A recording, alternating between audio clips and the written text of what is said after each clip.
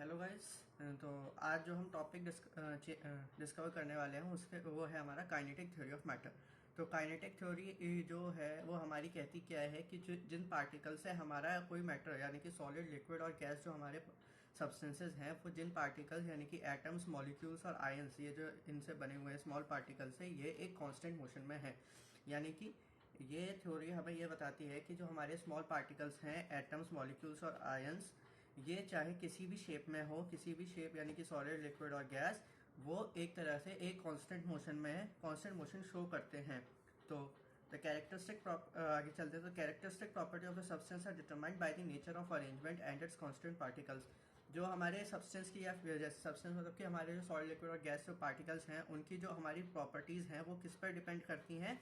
उनके nature of arrangement, यानी कि किसके नेचर ऑफ अरेंजमेंट पे? एटम्स, मॉलिक्यूल्स और आयंस के नेचर ऑफ अरेंजमेंट पे। These particles here these particles. अब देखते हैं कि एटम्स हमारे होते क्या हैं। एटम्स बेसिकली हमारे होते क्या हैं? एक स्मॉल एटम्स जो है वो हमारे स्मॉलेस्ट यूनिट ऑफ पार्टिकल होते हैं of an element that can be the part of the chemical reaction. मतलब सबसे छोटा पार्ट होता है किसी भी एलिमेंट या फिर किसी भी सब्सटेंस का जो कि एक केमिकल रिएक्शन में पार्टिसिपेट करे। ये या तो फ्रीली एग्जिस्ट करेगा या फिर नहीं करेगा, दोनों ही ऑप्शन है। Molecules, molecule is the smallest particle capable of existing in the free state. Atoms जो है, एटम्स के पास हमारे पास ऑप्शन है कि ये या तो फ्रीली एग्जिस्ट कर सकते हैं या नहीं। उसी तरह मॉलिक्यूल्स भी छोटे से पार्टिकल हैं जिनके पास पूरा ऑप्शन है कि वो फ्री स्टेट में ही कैपेबल है कि फ्री स्टेट में अपने आप को रिप्रेजेंट कर सकते हैं। The molecule of a substance exhibit all the properties of the substance. Molecule जो है वो अपने ही सब्सटेंस यानी कि जैसे ऑक्सीजन का मॉलिक्यूल है तो वो ऑक्सीजन की ही प्रॉपर्टी शो करेगा और किसी एलिमेंट की प्रॉपर्टी शो नहीं करेगा। और molecule is composed of one or more kind of atoms. Molecule किससे कंपोज्ड है? One or more kind of atoms से। एंड आयन इज एन, फिर आता है हमारा ion. Ion is an electrically charged atom. Ion क्या है? हमारा इलेक्ट्रिकली चार्ज एटम है, but sometimes it is an electrically charged group of atoms. But electrically charged atom है, लेकिन कभी कभार हम इसे देखते हैं किस फॉर्म में कि ये एक ग्रुप में प्रेजेंट होता है जो कि इलेक्ट्रिकली चार्ज होता है एटम्स का। ठीक है। इसके बाद हम डिस्कवर करते हैं पोस्टुलेट्स ऑफ काइनेटिक थ्योरी।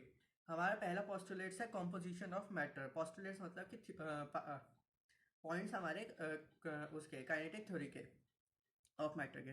तो composition of matter, matter is compose of small particle. Composition मतलब कि कोई भी सब्सटेंस किस चीज से बना हुआ है। Composition, matter is compose of small particles which may be atoms, ions और मॉलिक्यूल्स।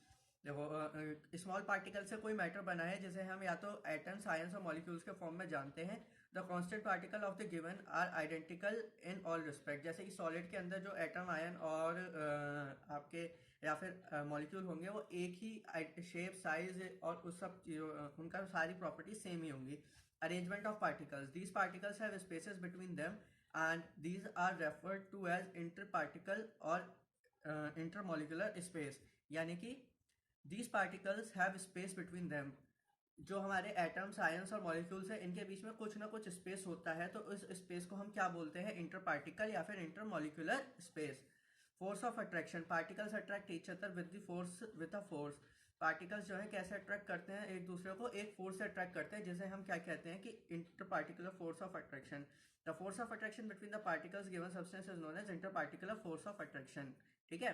यानी कि जो पार्टिकल्स एक दूसरे को अट्रैक्ट करेंगे वो कौन सा फोर्स यूज करते हैं? Inter particular force of attraction.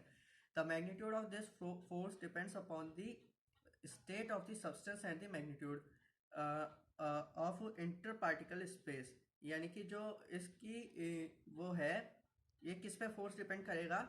Force की स्ट्रेंथ जो है वो किस पर डिपेंड करेगी? एक तो स्टेट ऑफ द सब्सटेंस, जैसे कि सॉलिड में सबसे ज़्यादा होगी, लिक्विड में उससे कम होगी और वेपर यानी कि गैस में कुछ ही बहुत ही कम होगी।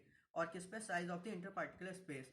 यानी कि इंटर पार्टिकुलर स्पेस कितना डिफरेंस है एक जैसे कि सॉलिड में हमारा बहुत पास पास प्लेस होते हैं, फिर लिक्विड में हम देखें तो लिक्विड में थोड़ा दूर दूर गैप हो जाता है। तो ये और फोर्स ऑफ अट्रैक्शन कम हो जाता है। फिर हमारा गैस आएगा तो वो और दूर हो जाते हैं। तो हमारा इसमें भी क्या होता है कि वो कम होता है, inter force of attraction between the particles. इसी तरीके से अब हमारी चौथी प्रॉपर्टी है वो है कोलिजन ऑफ पार्टिकल। जैसे कि हमने डिस्कस करा कि पार्टिकल्स जो है किसी भी एलिमेंट के कांस्टेंट मोशन में होते हैं। तो कांस्टेंट मोशन में है, इसका मतलब कि ये है कि वो एक दूसरे को टक्कर मारते रहेंगे, या फिर जिस भी कंटेनर में हम रखेंगे लिक्विड और गैस को, वो उस कंटेनर की वॉल को भी टक्कर मारते हैं। तो the total energy of the colliding particles remains the same, यानी कि जो उनकी एवरेज एनर्जी या फिर टोटल एनर्जी जो सभी पार्टिकल्स की होगी वो कैसी रहेगी, सेम रहेगी। Motion, particles are always in a state of motion. In solid, they vibrate about their fixed position. In liquid and gases, they may move randomly. Motion. Particles are always in state of motion. मतलब कि हमेशा हर particle हमेशा हिलता रहता है, मतलब अपनी ही जगह पे या तो वाइब्रेट करता रहेगा या फिर आसपास घूमता रहेगा। जैसे कि हम एक सॉलिड का एग्जांपल लेते हैं, तो सॉलिड का जो मॉलिक्यूल है वो अपनी ही जगह पे वाइब्रेट करता रहेगा, इसीलिए उसकी फिक्स पोजीशन रहती है। वहीं पे अगर हम लिक्विड का एग्जांपल ले, तो लिक्विड जो है, तो जैसे कि आपने एक गिलास से पानी लिया, वो बिखरते चला जाता है, तो फैलता चला जाता है। इस वजह से लिक्विड की प्रॉपर्टी क्या है, फोर्स ऑफ अट्रैक्शन कम है। और वैसे ही उस तरफ हम गैस का लें, तो गैस का इतना ज़्यादा फोर्स ऑफ अट्रैक्शन कम है कि वो हर टाइम हवा में रहती है, आपके हर चारों तरफ हवा ही हवा है। आप ठीक है। तो due to the motion of the possess kinetic energy, और इस मोशन की वजह से क्या पोजेस करते हैं वो पार्टिकल्स, काइनेटिक एनर्जी। ठीक है। Energy possessed by matter, energy possess मतलब पार्टिकल आ रहे ना container, continuous random motion and possesses kinetic energy. वही इससे रिलेटेड पॉइंट है कि जब हमारे पार्टिकल एक रैंडम मोशन में है हर समय, तो वो कुछ ना कुछ तो एनर्जी प्रोड्यूस करेंगे ही। अब जैसे कि हम एग्जांपल ले लेते हैं आइस का, तो जब हम आइस को हीट करेंगे ऑन हीटिंग, तो क्या बना रहता है वो, उसकी kinetic energy of the particle increases, क्योंकि जब तो सॉलिड फॉर्म में है तो उसके पार्टिकल्स एक जगह फिक्स हैं।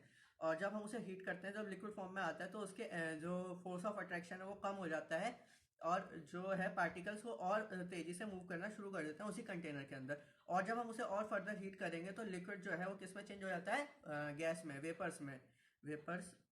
तो वो पार्टिकल कहाँ, हवा में ही गुम हो जाते हैं, हमें दिखते भी नहीं। सो होप आपको आज का लेक्चर जो टॉपिक डिस्कवर था वो समझ में आया होगा। Thank you.